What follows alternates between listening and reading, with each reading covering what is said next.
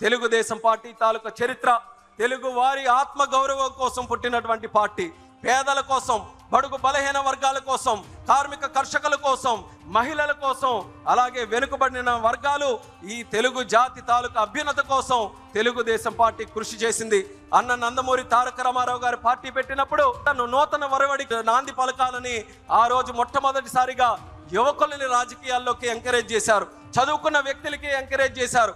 Positive politics ఎప్పుడు కూడా మనం చేయాలని ఆ రోజు నందమూరి తారక రామారావు గారు నాంది పలికి తెలుగుదేశం పార్టీకి కొన్ని మూల సిద్ధాంతాలతో ముందుకు నడిపించారు. నందమూరి తారక రామారావు గారు పరిచయం చేసినటువంటిది సమాజమే దేవాలయం, ప్రజలే దేవుళ్ళు అన్నటువంటి మాట కేవలం తెలుగు జాతికే కాదు, ప్రపంచంలో ఎవరు ఉన్నా ఎక్కడున్న వాళ్ళందరికీ కూడా స్ఫూర్తినిచ్చే విధంగా ఆయన నోట వచ్చినటువంటి మాట అది. తెలుగుదేశం పార్టీ అనంటే మొట్టమొదటిగా గుర్తొచ్చేది మన పసుపు దళం, పసుపు సైనికులు, మన కార్యకర్తలు.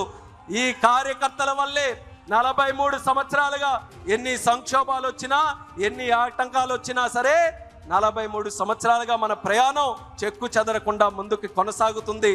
తరాలు మారినా తరం మొత్తం అదే జెండాని కప్పుకుంటూ అదే కండువాతో ముందుకు నడిచే ఏకైక పార్టీ మన తెలుగుదేశం పార్టీ అని తెలియజేస్తున్నాను.